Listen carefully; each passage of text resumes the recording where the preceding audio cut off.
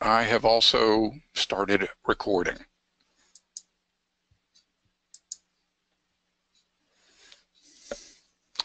And I just, those of you that are here, like to welcome you.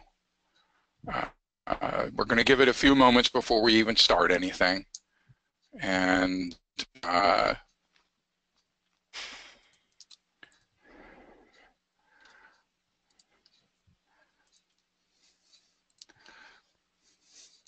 one of the annoying things about this program that we use for webinars is it doesn't let us know anything about our attendees until we actually start the meeting. I don't know what the purpose of that is, but that's something that they do.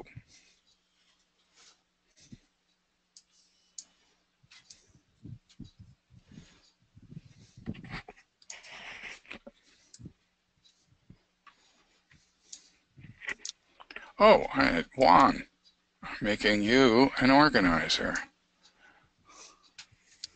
Yes.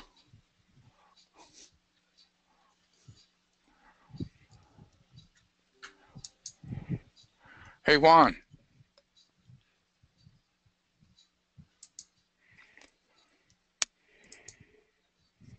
Hey, Juan.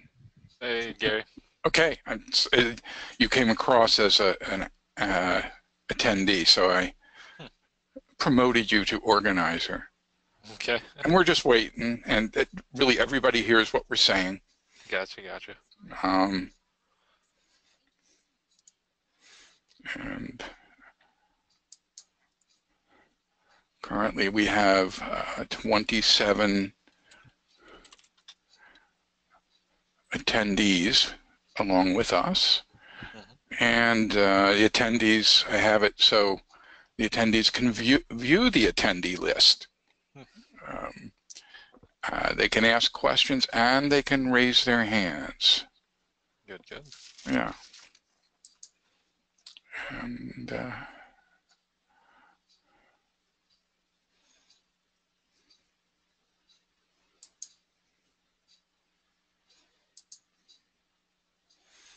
okay, so the recording has started.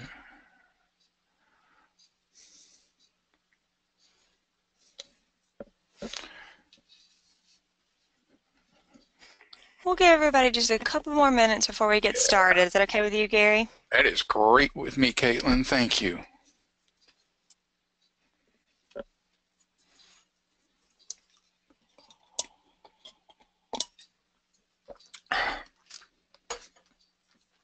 So, Caitlin, I will, I didn't think about this. I will, you tell me when to switch slides Okay, that to the sounds good. next one? Yeah, and I'll do Sure. that for you.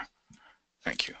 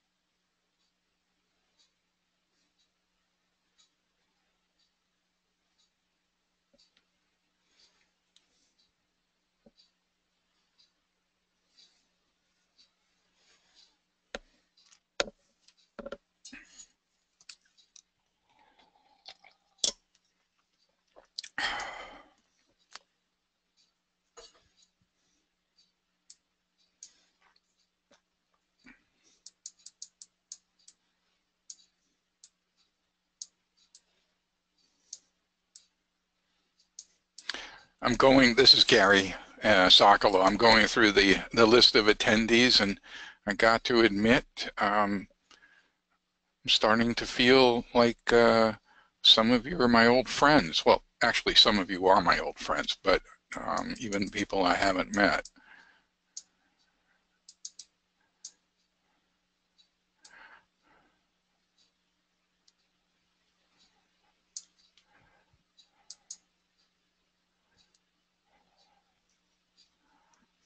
Okay, Caitlin, is this, All right, ready to get started?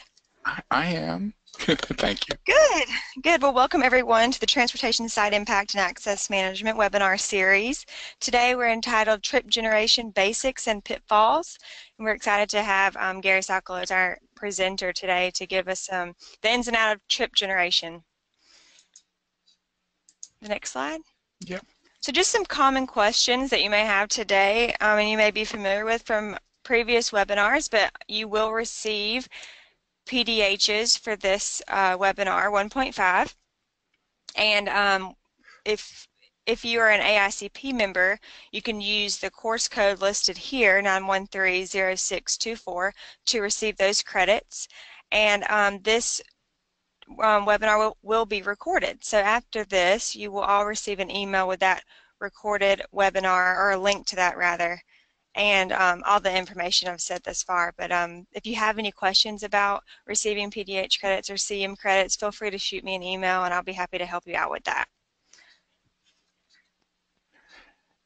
Okay, next slide, Gary. All right. And just a few housekeeping GoToWebinar notes. If you're not familiar, this is your toolbar. You can open it and close it with that orange arrow there. You can join the audio. Hopefully all of you have already done that since you're hearing us speak now. You can also choose the telephone option and dial in using the information provided.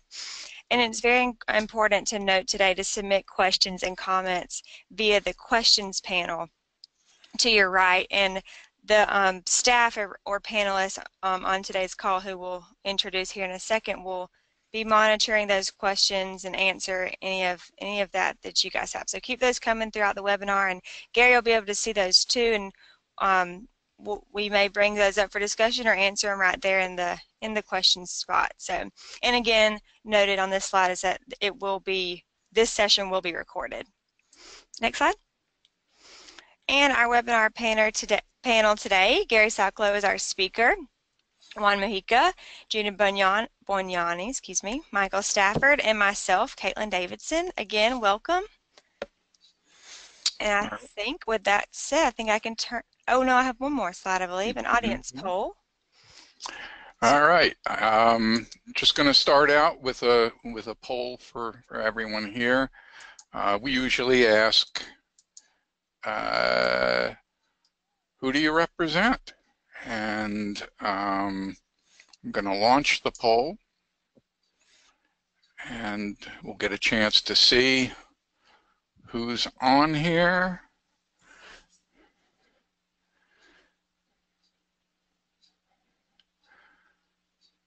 Oh, good. We have a lot of people who have voted.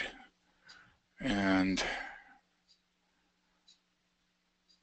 all right, I'm going to close the poll, and I'm going to share this poll. And so you will see that most of you are with consulting firms. And something that I think it's pretty interesting, a lot of people are representing themselves here, and I really appreciate that. Of course I appreciate everybody, I really do. As I said,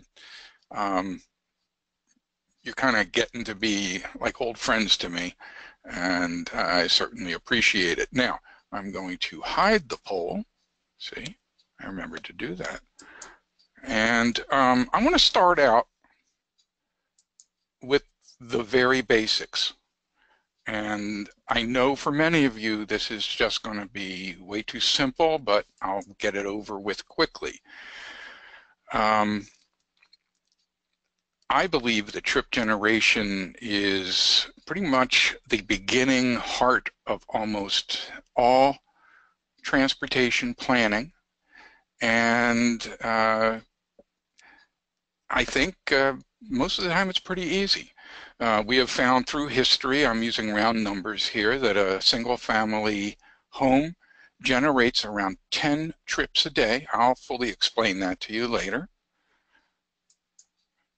So if 10 homes were being built, we'll call them dwelling units because that's what they are called in the literature. They're called dwelling units, and these homes and dwelling units are the independent variable. And Gary, you're breaking up. okay, let me. Okay, does this sound any better? Much better. Thank you. Okay, yeah.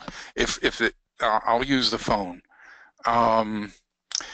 If this gets worse. So how many daily trips do we project? And in my job, that's like one of the first things I had to do when I worked for Fulton County in the Atlanta area. So how many daily trips?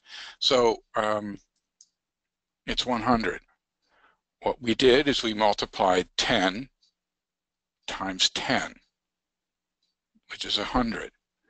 Now, everybody knows that trip generation is really just, in most cases, multiplying one number by another. And what's important is that you do not tell anybody how simple this is, because a lot of us charge a lot of money for this. Okay, so that is simple trip generation. Then I'm going to go a little in a larger context, is that simple trip generation is needed even when we use large-scale regional models. And you know, the regional models they're very sophisticated. They will put trips on the roadway. They'll put trips around a development. However, for a number of reasons, and I'm not going to go into the technical side of that, you cannot depend on those figures usually that are close to the site. And maybe the technology has changed, but at least the last time, it is important to, especially if you're trying to have the impacts of, let's say, a mall or a major office center, is that you do a simple trip generation to see if the traffic that is being generated by your large regional fancy model is reasonable. Okay, the most up-to-date and accepted of the documents on trip generation is the ITE Trip Generation Manual. We're currently, the most recent is the 9th edition. Those of you who have it know one thing, it weighs a lot. There are 3 volumes, and by most standards, people think they cost a lot too, about $500, $600. Okay, now, just speaking of the 9th edition, you really have to take into account that some of the data is old, really old, and that by and large they are suburban locations, and they may not work, in fact, say will not work in most downtowns. And we'll show you, but small sample sizes are a problem also.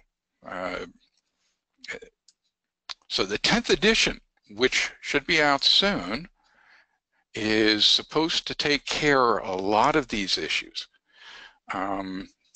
It is a better fit with the 3rd edition handbook, and the handbook is separate. Well, the handbook is separate from the manual unless you buy the complete set. But those of you that follow this will know that the trip generation handbook is current. The 3rd edition is really an improvement over the last editions, because they do have urban and downtown rates. They do have guidance on person trips rather than just vehicle trips.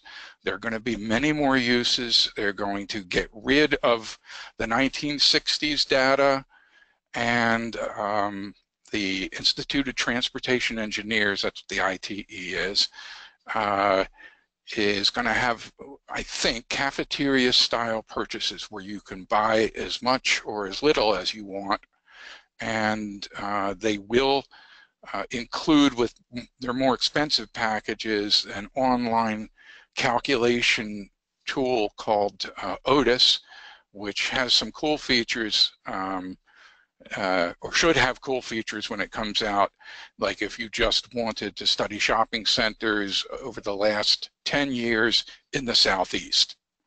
And it's kind of nice. This is just a page that's taken out of the Institute of Transportation Engineers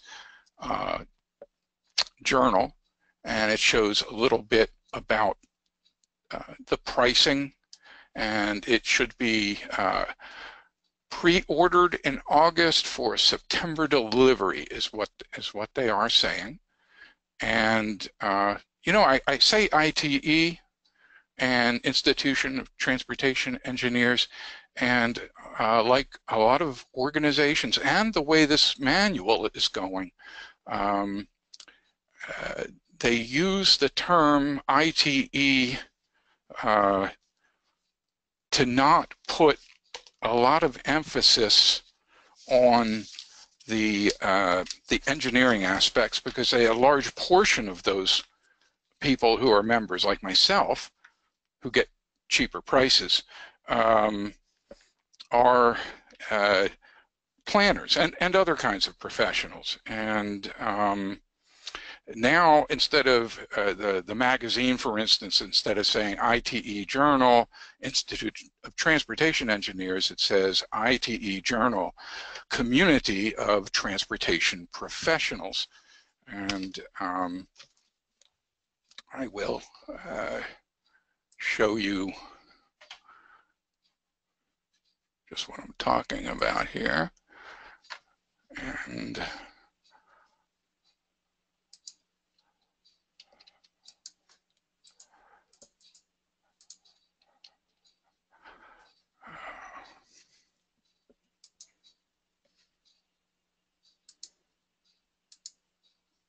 okay, so you see that that's the latest, that's the latest journal article. Gary, we don't see it.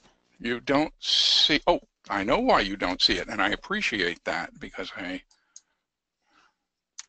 all right.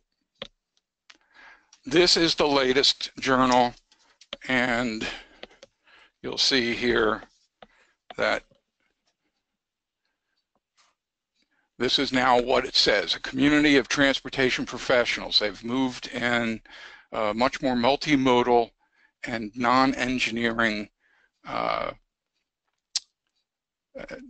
emphasis, and I think a lot of us are really pleased with that. And you'll find that the ITE manual on trip generation is going to be branching out into information that can be used much better in a multimodal analysis. They're interested in person trips, not just automobile trips now. And let me show the screen again, and I do have another audience poll, and I talked about how expensive it is. So I'm going to ask you if you or somebody close to you, in your office that is, has a copy of the ITE Trip Generation Manual. And yeah.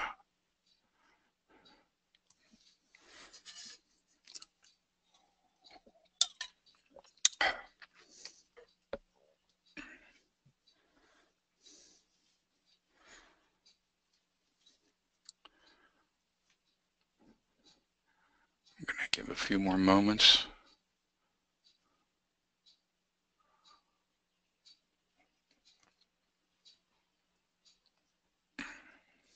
Okay, I'm going to close the poll. I'm going to share it with you, and you will see that most of you have the 9th edition.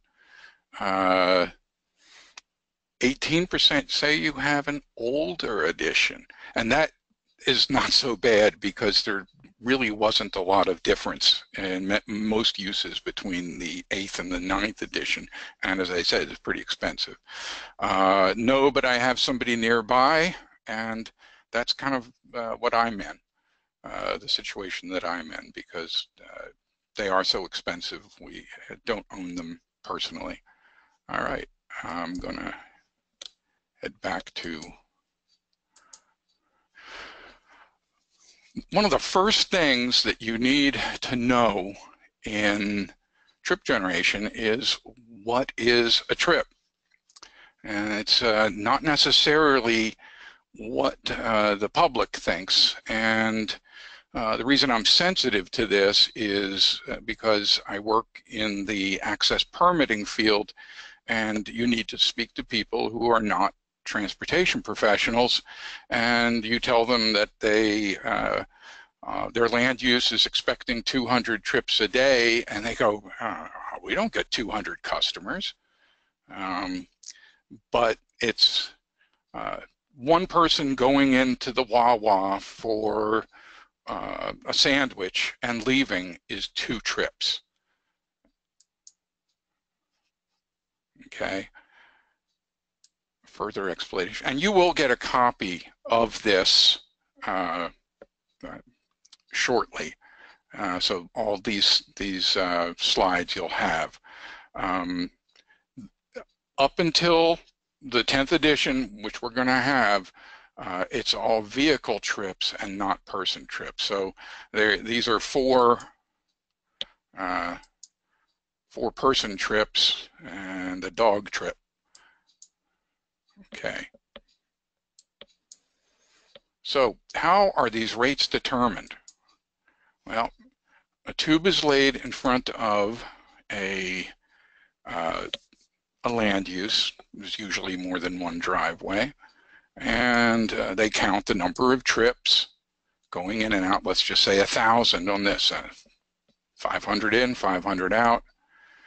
And the traffic is then studied, these numbers here, in relation to a certain size of the independent variables. Let's say it's a 10,000 square foot store or 250 employees. They do the division and they come up with a trip generation estimate. And you do this for many stores of the same kind, and then you can actually have a little bit more certainty in your estimation. I should point out, people can go crazy over the precision of a ITE manual and other studies, and precision does not mean it's accurate, and you still need to use your head. This is something about what the tube looks like and the counters look like, but we are really going into much more sophisticated recording of traffic now with technology being that it is, and pretty darn amazing. They are working much more on pedestrian counts right now also. I'm going to see if this video works.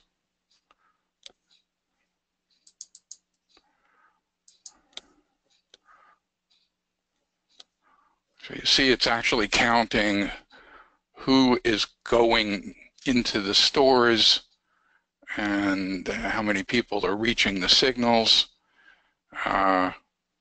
It makes it look pretty easy, but it is not. I don't know how far that technology exists right now. And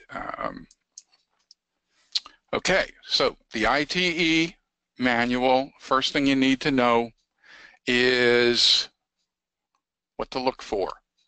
And I'm going to use the apartment from the 7th Trip Generation edition, and I apologize for that. We do need to update this, but the concepts are the same. All right, so this is what a typical page looks like. And this is, I don't know, let me use the pointer here. This is for apartment. This 220 is a code that ITE has been using for years, and this is for a weekday or a daily, a daily trip average. These are the numbers of studies. Every X you see on this is an individual study that was done. And then there were 86 studies, and the average number of dwelling units was 212. And for a day, you could expect it would be 50% in, 50% out.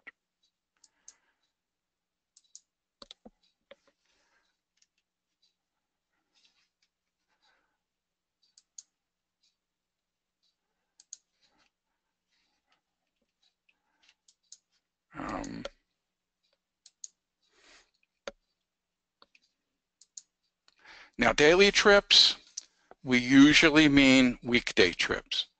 When we do these counts, we for land uses, we would like 2 or 3 days worth of data if we're collecting something new. I want you to know that the ITE manual has lots of data, Saturday data, Christmas holiday data, a lot more than I'm going to talk about today. Okay, so this is something we talked about, and this is just an enlargement of what you saw before. One of the most important aspects of this page is the actual trip rate. So for the apartment, it's 6.72. You see what I mean about the precision? I don't know if it's 6.7 or just 7, but it does say 6.72. This is just a little bit enlarged. And this is the graph that is at the bottom of the page. And as I said, each of these X's is an individual study. The X part of the graph is the independent variable, and the average vehicle trip ends is the number on the side. So in this case, they actually had enough data to not only provide the rate that is up at the top left, but also to have a, okay, hold on, but also to have a fitted curve equation. All right. And so you can see the difference in the lines. The dotted line is the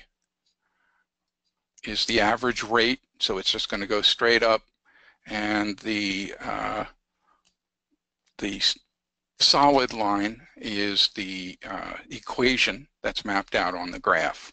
And you can see they diverge a bit, and we'll talk a little bit more about that in a second. Okay. Someone's proposing an apartment complex with 100 dwelling units. You see how I like to make this easy. using the average rate, what are the estimated daily trips? Again, it's really, it is really just,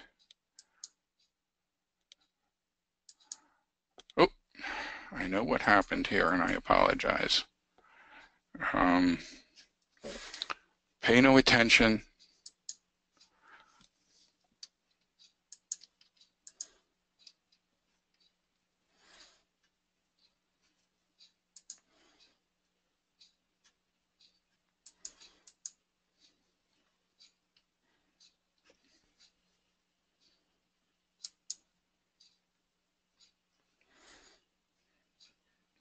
Okay.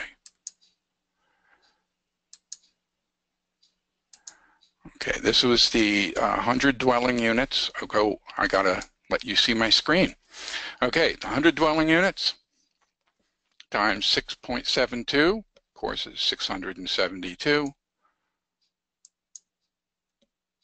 And let me swap this out again. And if there were 250 units, it would be the same thing. So all you need is a calculator for this. Now, when you're doing a study, it is usually not the daily that you're dealing with. It is a peak hour. Many times it's the evening peak hour. And this is the apartment. You can see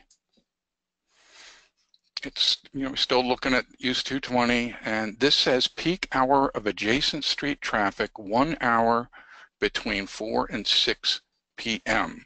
It's a little clearer than it used to be, and it shows the number of studies that had this data, the PM peak, and it has the directional distribution, and there we have the average rate. Again, at 0.62. Now, what's a peak hour? Peak hour is the 4 consecutive 15-minute periods that equal the highest hourly volume. And in the evening, usually somewhere between 5 and 7, and in the morning somewhere between 7:30 and 9:30, but it will depend on where your study is. What we usually use is the peak hour of adjacent street traffic. And let me explain the difference between the trip generation at the peak hour of the adjacent street traffic, and they also have the peak hour of the generator. Many times it is the same time approximately. When you work in an office, not a medical office, a lot of the times the people there come from home to the office, and what happens is that is your typical peak hour that you try to avoid as much as possible. But the peak hour of the generator is important for many uses also. Hospitals and schools and fast food restaurants don't always have the same peaking characteristics. And heck, a big one is shopping centers have a very low morning peak hour. So just be aware that the ITE manual has information on many other kinds of peak hours. Now, in the DOT, and I'll put in a plug for the Transportation Impact Handbook, we have a table in there trying to point out what a typical critical hour of analysis is, because that is what you should be studying, not necessarily the peak. The critical hour is really based on the use and based on the surrounding traffic conditions. For instance, the I'll use the shopping center again as an example, that the critical hour is usually the PM peak, not the AM peak, because people at retail don't go shopping until later than people at offices go. For the surrounding intersection capacity should be the PM peak, but for access design, as well as parking, that Saturday between 11 and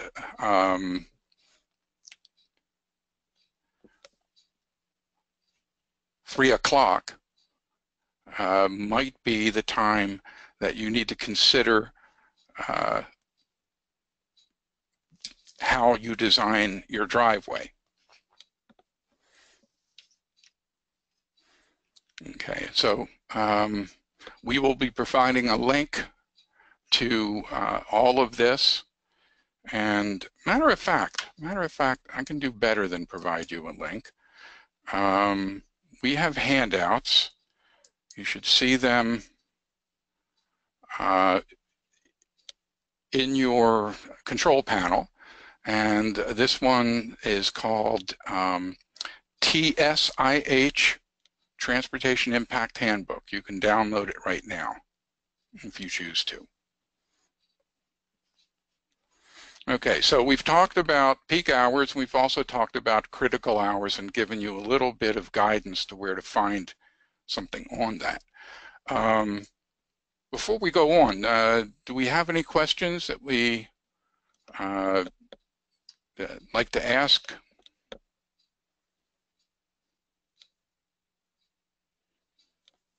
I see that we have questions coming in on the chat board. Tell you what, since you are able to actually raise your hands, if you have a microphone, or if you're on the telephone and have put in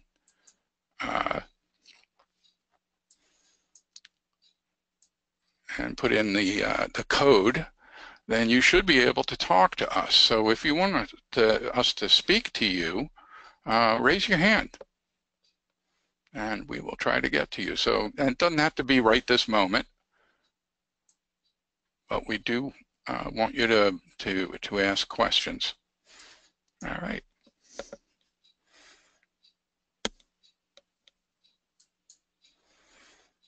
Okay, so this is using the PM peak. I'd like you to be able to at least do the basics on this, and it's similar, and this is what you probably would be using when you were doing a traffic impact study or a transportation impact study. So if you remember, the rate for an apartment complex is 0.62, and so that would be 62 trips. And if you remember, we had the directional distribution of those trips, and during the PM peak hour, as you would expect, 65% are going in. People want to get home. And then you have 40.3 trips, which of course is a silly concept. So we rounded that down to 40, and in the same vein, rounded that up to 22. Okay, so that's very, very easy to do. Something, however, I'd like to go over is, because these are some of the pitfalls. Trips are not always equal, and the reason being is the peaking characteristics is one of the main reasons. Of course, if it was trucks, then yeah, 100 trucks is very different. All right. For a shopping center that is 202,000 square feet. It's 1,000 peak hour trips, 480 in, 520 out. But for a general office during the PM peak, people want to get home. So I do want to point out that there is a difference. You can see there's 830 trips. They're both 1,000 trips during the peak hour, but the general office really provides a lot of peaking in that PM peak with 830 trips out. Now, oh, I'm going backwards. Brad Pitt wanted to know how you felt when a major office development would have the most impact on the surrounding road system. This might have something to do with that critical hour we were talking about. So I am going to ask you this question, and I'd like to have an answer.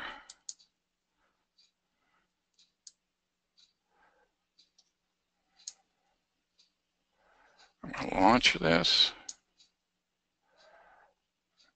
Let's see what you think.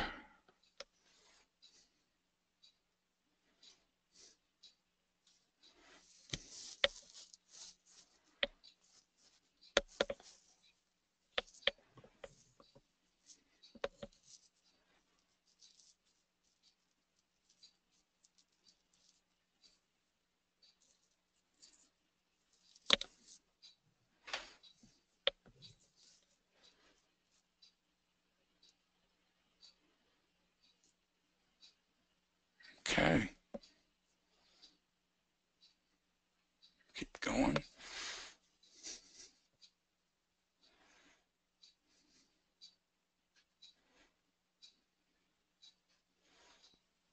Okay, I'm going to close the poll. I'm going to share it with you. And you can see here that it's almost an even split between morning and evening. I would have said the morning because the peaking to go into the office complex would be pretty severe, very high peak, and at the same time, people turning to go in would be using signals and left turn lanes, and that's where I thought for many years would be the critical peak hour. But the answer really here is there's no wrong answer.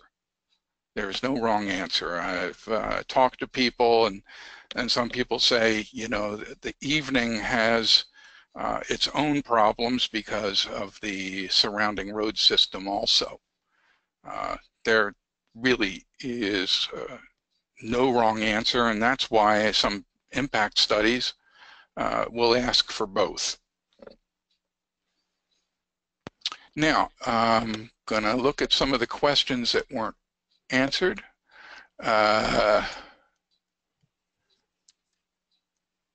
When do you use the rate value versus the plotted equation? Okay, I'm going to back us up a little bit. This is like the age-old question that is very important, comes up frequently. So I'm going to show you what I got. Oh, I got to close the poll before we do anything. And bear with me if I find the right.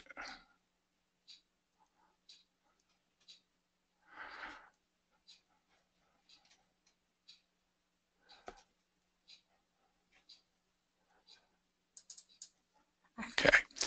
We saw this earlier where there's a rate and an equation. I actually have a little bit more to say about this in a few minutes, but this is one of the benefits of having the real manual, is that you can take a look at these scatter charts. What this is telling you is that between 100 and 200 dwelling units, you've got a lot of studies, and they seem to be pretty close to both lines. As you get further away, you see they scatter even more. And you should be critical of that, because this is a 600 unit apartment complex that is was studied, that has less than even the rate, much less than the fitted equation. The short answer is the ITE only provides equations where it believes it has enough data. And a lot of people feel that means whenever there is an equation, you need to use the equation, and that is, in my opinion, not correct. I believe that you really need to take a look at your site that is being studied, and you need to take a look at the scatter charts. And there are different factors, and I might get into that more in the next episode of this work on trip generation. Gary, this is Gina. Yeah. Can I add to that?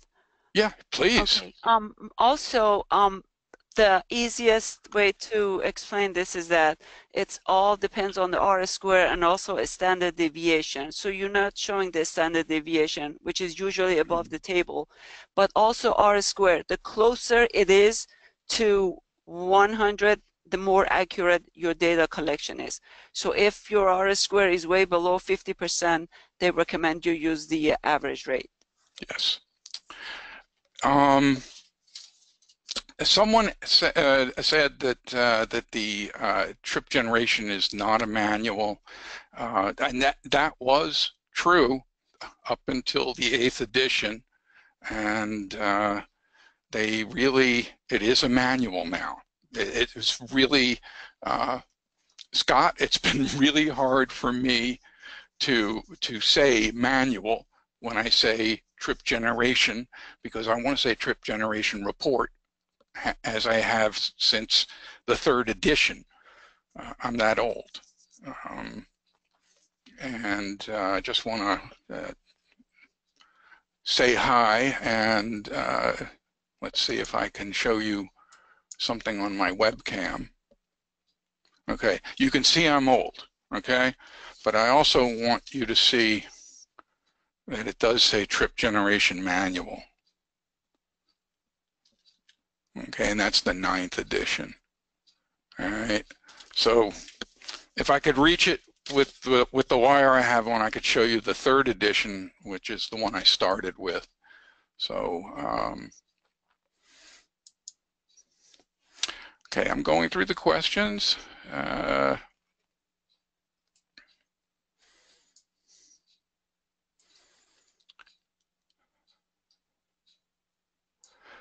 Got some good points here, and on the last question that I posed to you about the whether it's the morning or the evening that makes a difference, it really, there's no real good correct answer for that.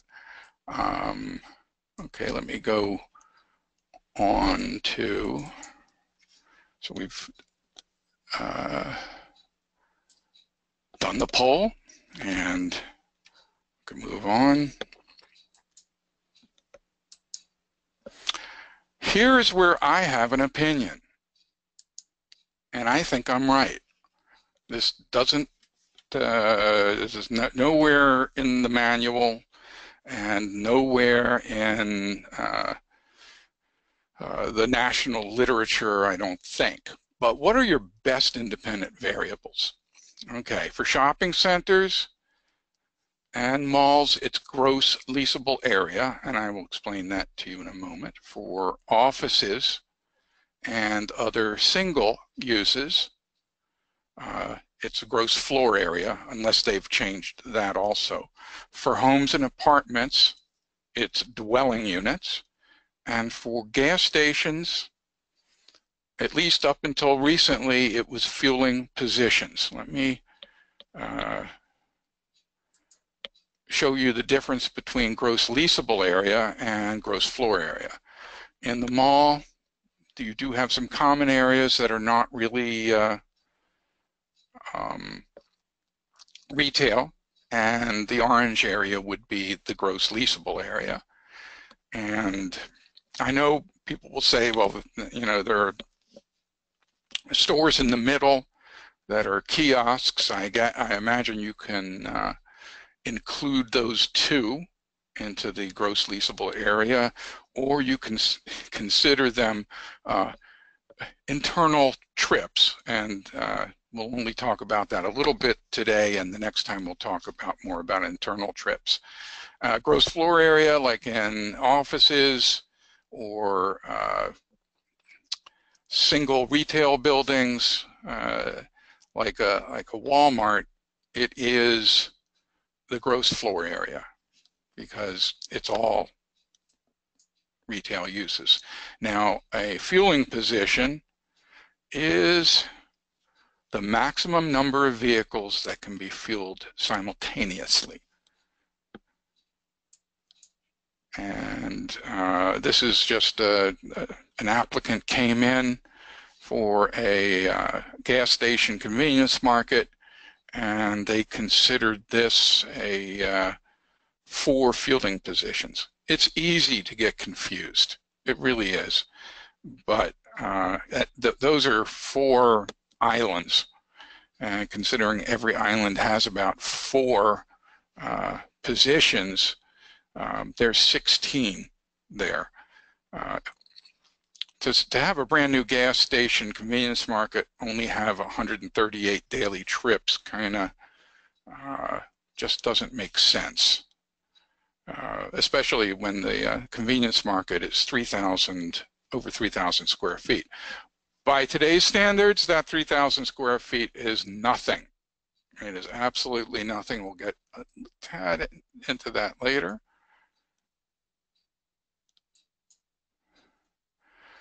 Okay, so far we have only discussed gross primary trips, and we will expand on some of the other trips in the next webinar on this. There are diverted trips, which the poster child for diverted trips would be, in my opinion, the outlet malls along I-95. They're right there at the interchange. People, you know, driving back to New York are just getting off there to get good deals, and then they get back on I-95. That is a diverted trip. And then there's pass-by trips, which are based on the fact that there are trips already on the road, and uses like convenience markets and gas stations really depend on pass-by traffic. So this traffic was always on the road, and a certain percent of this traffic here, or a certain percent of their gross trips, are going to be trips that are already on the road. And the reason that's important is in mitigation. If you are mitigating for a traffic signal in this area here, then the site here didn't add all of the primary, all the gross trips. What they did is they really just added the new ones. And we'll talk more about that and some of the improvements that we have seen over the years on that. I'm going to take a look at the question here. Okay. All right.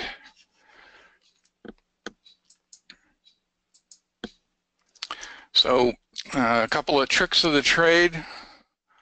Some of the things that we've seen over the years. Yeah, tricks of the trade are good, but it's much better to learn the trade. Big question, has the analyst shopped for the best trip generation rate? The simplest example I have is something called specialty retail versus shopping center. And I hope you can see all of that.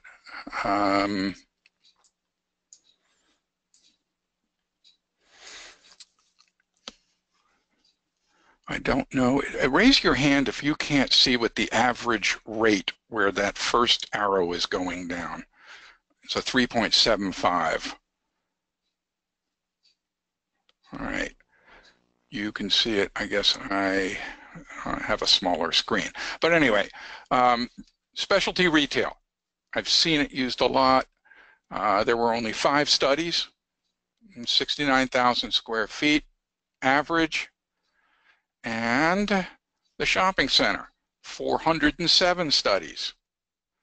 And with the average of 379,000 square feet.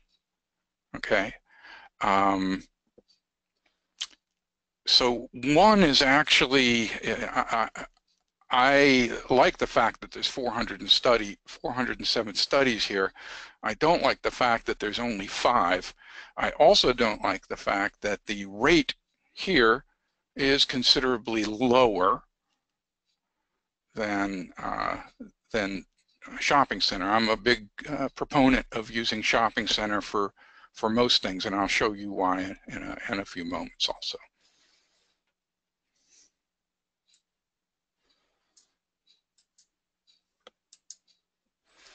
Okay, so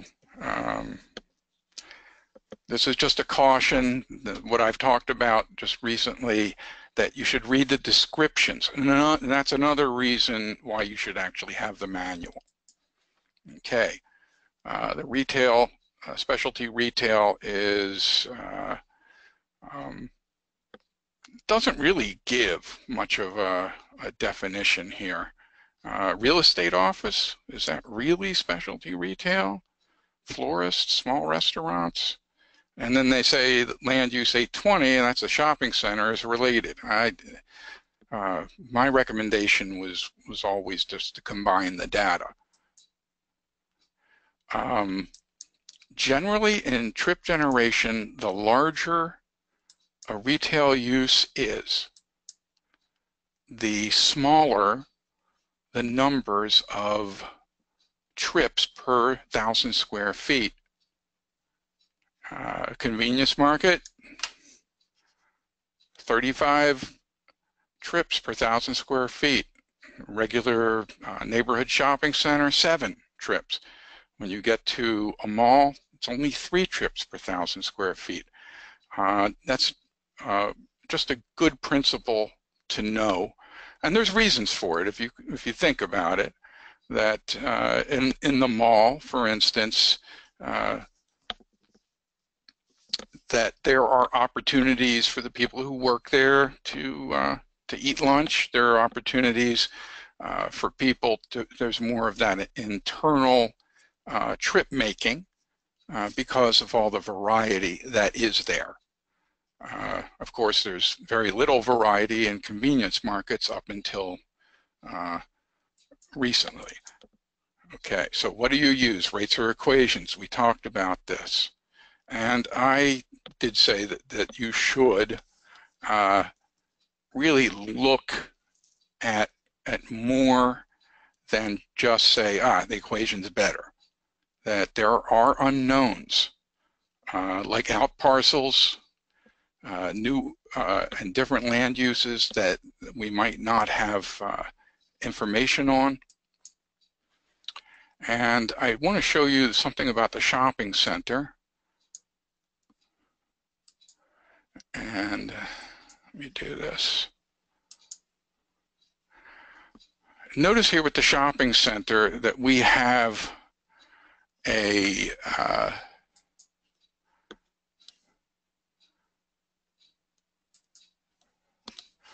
what we have is a conglomeration down here. So what this means is that most of the shopping centers that were studied were less than 500,000 square feet. And the ones that are 1 million and 2 million, again, look at that. I mean, look at the scatter around there. If you're trying to be conservative in your estimates of traffic, you need to consider that. I'm not saying what to do. The ITE Trip Generation Handbook, 3rd edition, as well as previous editions, have a flow chart on whether you should use the equation or not. I don't think it provides enough for professional judgment, personal opinion. Okay, so here's the shopping center, and you can see, look at the way they diverge. This is the rate, and this is the equation. Again, the larger the use gets, the more tendency for the rate itself to go down. Okay. As you can see, there is an equation here, and we used to teach how to do this equation with a scientific calculator until somebody said if you have the book, you don't need a calculator unless you want it really precise, but all you need is the scattergram. So if it was a 1,000,000 square foot shopping center, and then you would just go up to that line, and you would see that it's approximately 2,800 peak hour trips. So you can do it just by looking up the chart. I wanted to let you know that if you want to put in equations in Excel, these are the formats for doing it. And this was, exponential, natural log, thousands of square feet. And I do have to make a point, and I hope this is 1 million and this is 2 million. And the reason I want to point out, when you're doing your calculations, if it's a 125,000 square foot shopping center and the trip rate is 5, and you multiply it, as I said, 150,000 square foot shopping center. If you multiply it by 150, the rate, you get the right answer. But if you multiply it by 150,000, like I did when I started, you end up having a shopping center that has the same number of trips as a small city. So remember that the independent variable here are the thousands of square feet, not the square feet. Okay.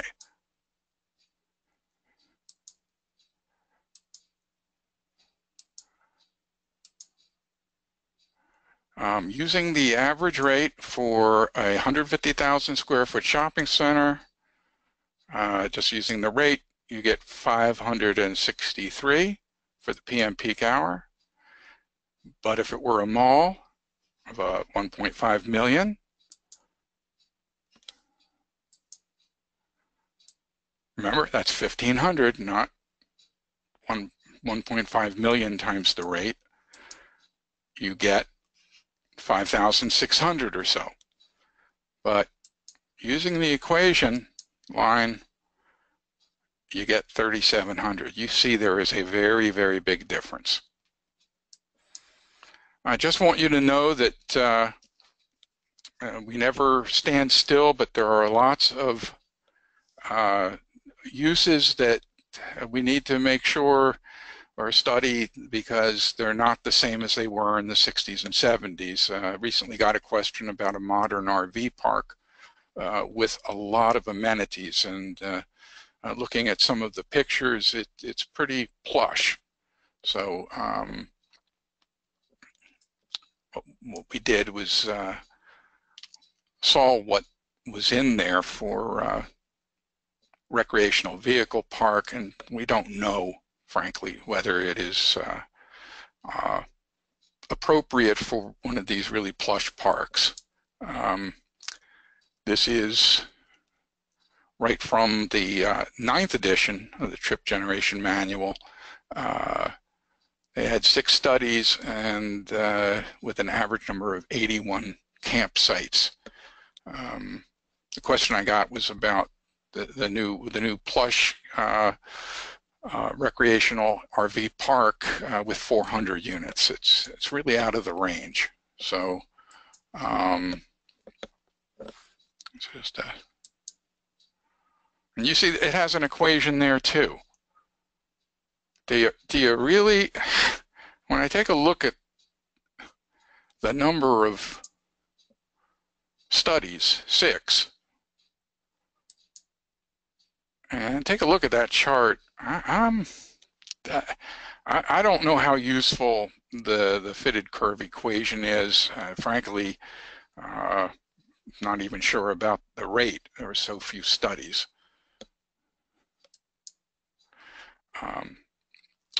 The Trip Generation Handbook, which I talked about earlier, is does add where the 9th edition Trip Generation Manual doesn't have it. So working, it has information on how to work on person trips, and the reason we're getting this way is the profession and society itself is really going into a different emphasis, not just on cars but on people, and so that's why they're branching out into having more information on person trips. And there's also pass by and internal trip making guidance in it. I have many of these slides have links to different articles on this, and as I said, the new Trip Generation Manual will have some good stuff in it. Okay, also I want to point out that if you don't know about Mike on Traffic blog, you should. The link is down here. It's one of the best blogs for our profession, has some really good stuff. He decided to start getting data from us and other people to put an open source trip generation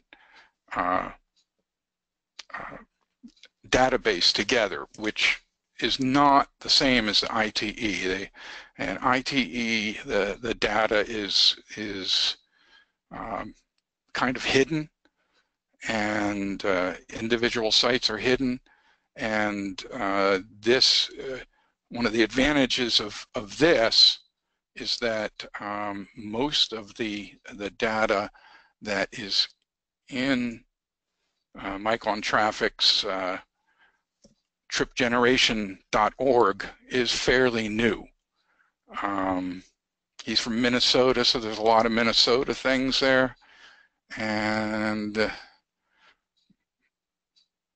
I wanted to point out when you go, you can download the latest spreadsheet that has these most up-to-date, and that you really need to look at the bottom of the spreadsheet so you can see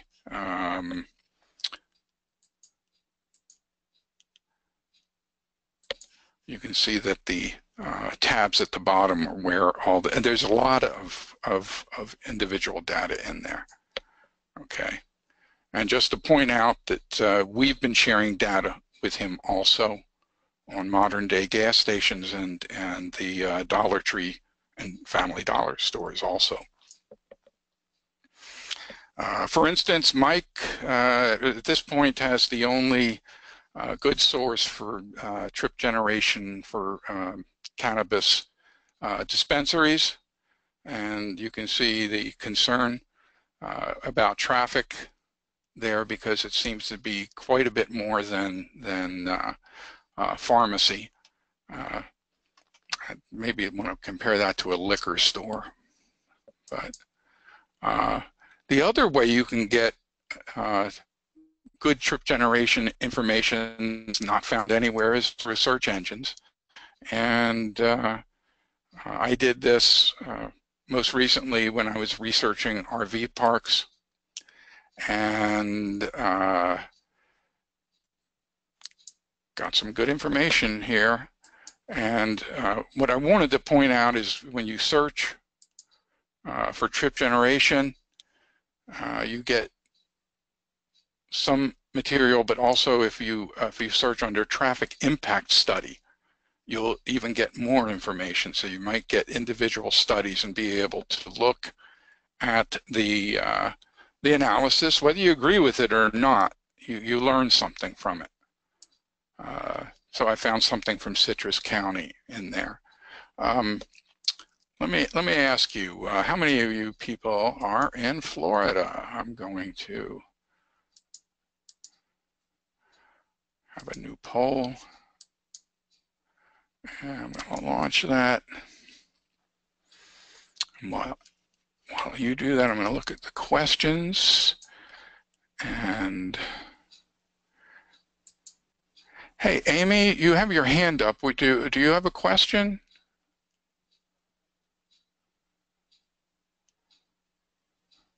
I'm going to keep you unmuted because sometimes it takes a while to get to it. Also, I'm going to unmute Karen McGuire. She has her hand up, and if you want to ask a question.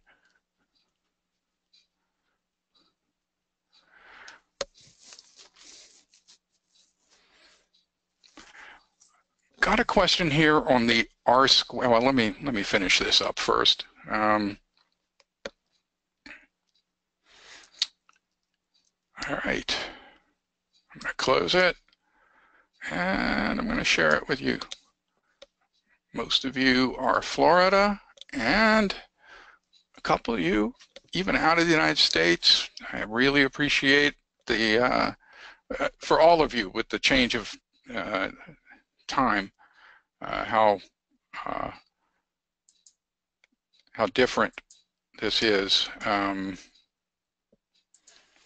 Okay, so Karen McGuire and Amy Longstreet, you have your hand up, and if you want to be unmuted, you either unmute yourself or I have unmuted you. Okay, so I'm going to hide this, go back, and okay. I want to show you this. I probably don't have enough time to go over in what the detail I would like, but I want to show you about our online resources here at DOT. The link to it is there. This is a screenshot of where it takes you.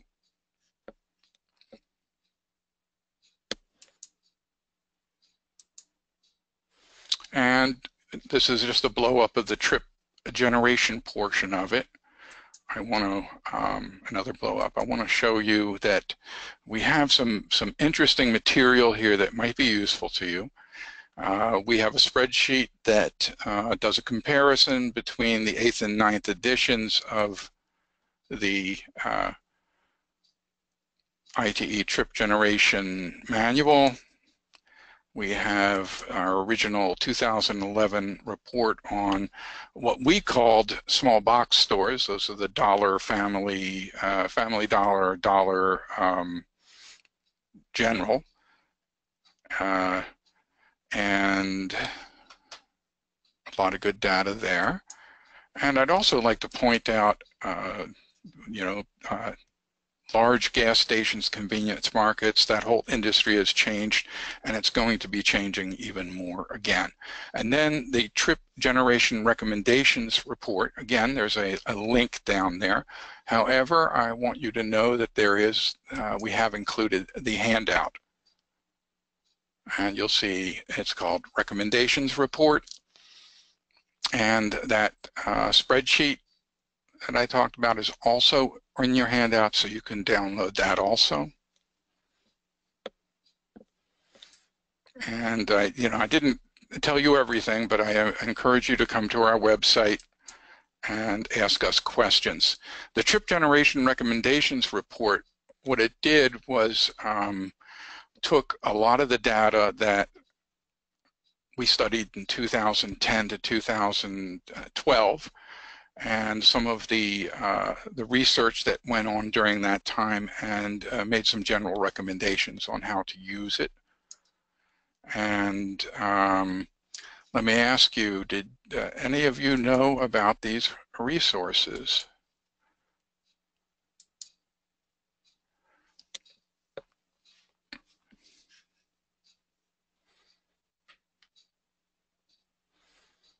I am pleased.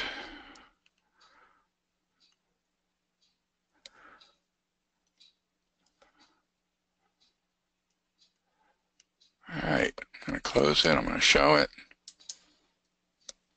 And most of you did. Well, thank you. Somebody must be doing their job. Though we do like to change around the website, so I apologize for sometimes the difficulty in finding things, and I'll be the first to admit that. Okay.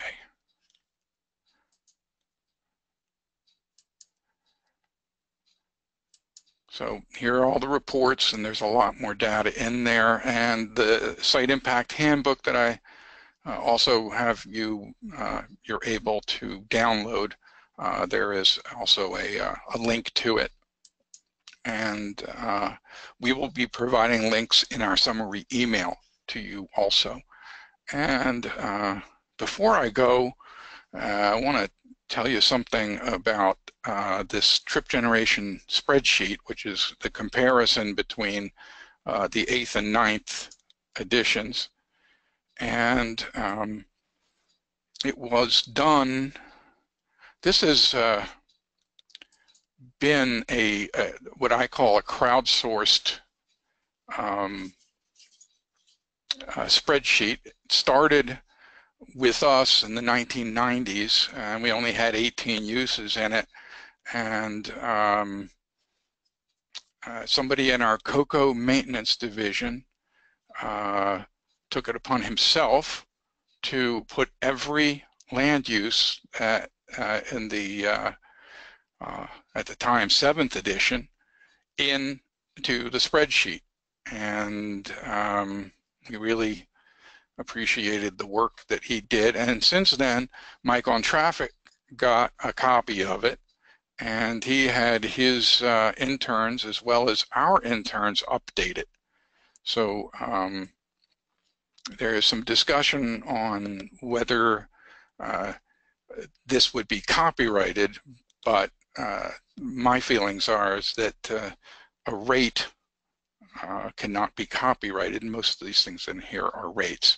So when you download the spreadsheet, if you do look at the tabs, and also look at what the colors mean. And again, the KSF is thousands of square feet. And there are only 2 equations in this entire spreadsheet, and that was because I thought these 2 equations were probably the most important, and that is the shopping center and the general office. The rest of them are just simply rates. And when you open up the spreadsheet, anything you see in the bright yellow is where you put your units or independent variables. So let's use it for just a moment. Okay, I'm going to freeze my screen for you, and I am going to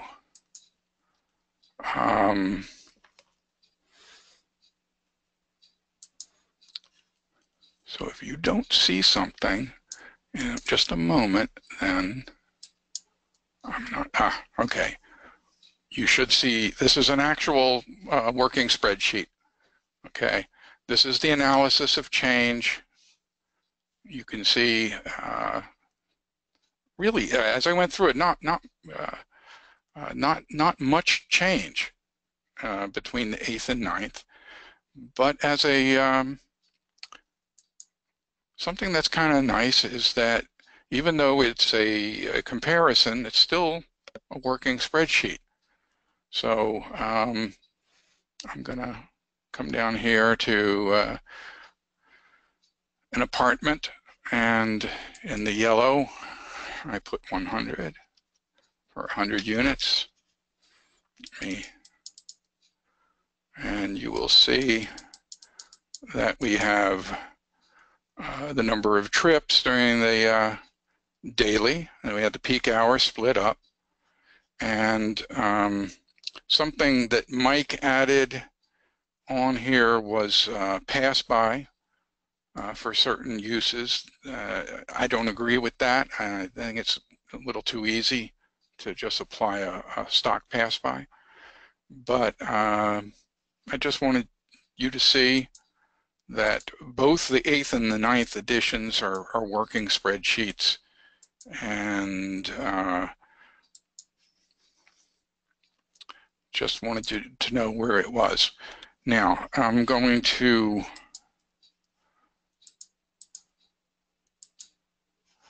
why should my office have its own full copy of the ITE trip generation manual?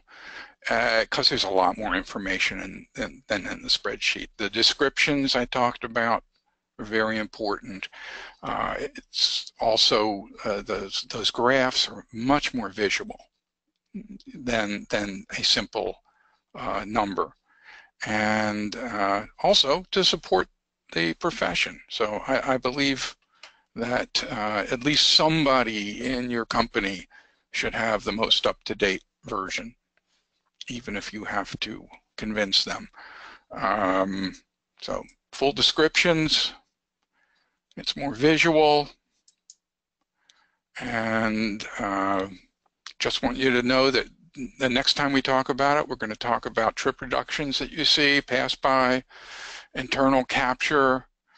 We'll talk about some new and exciting land uses that are coming up, such as Buc-ee's. And if you are familiar with Buc-ee's, could you raise your hand? All right.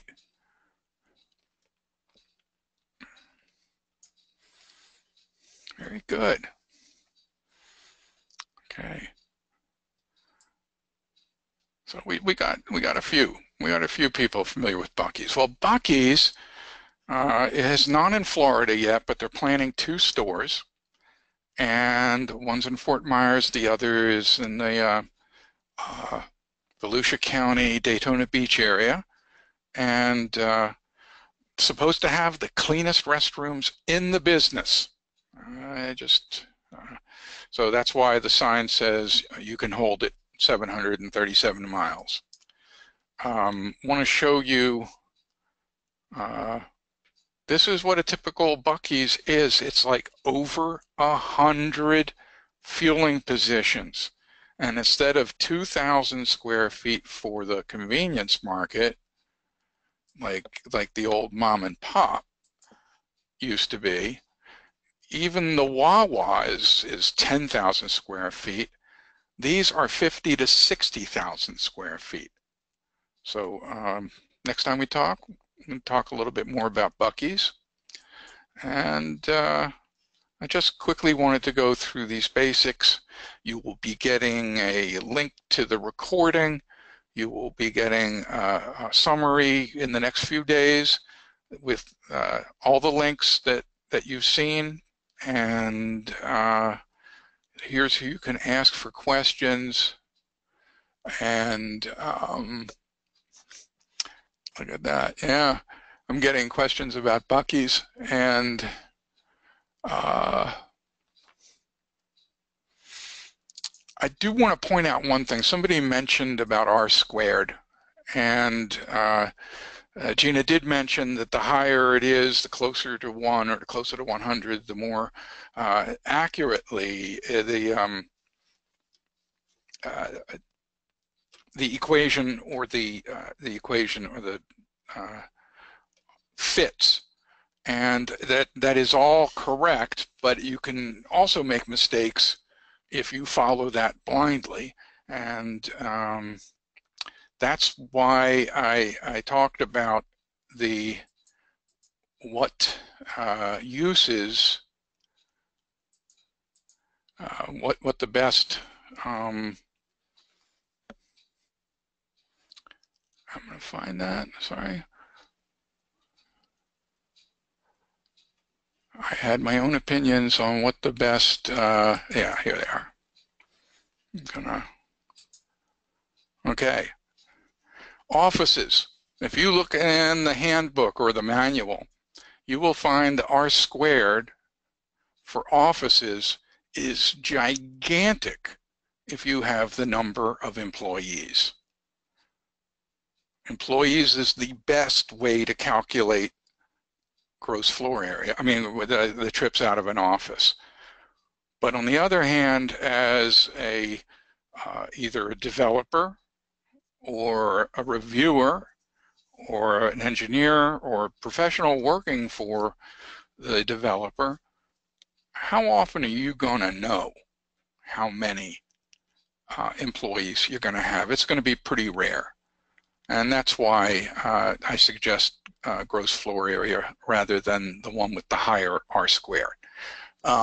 As you can tell from what Gina and I have been answering questions about, is that you really need to use professional judgment and not follow any of these things blindly. These are estimates, and new uses are coming out every day, and just be aware that things like walk-in banks, a complete change in the industry. We used to have information on video stores, not really much need for that anymore. It is a changing world, and that's one of the reasons I really like Trip Generation, is that it really keeps you up with the times. You learn a lot about development, and that's one of the reasons that I'm such a Trip Generation nerd. So with that, I'd like to thank you. If you have other questions, feel free to email us back when you get the summary, and we'll do our best to answer the question.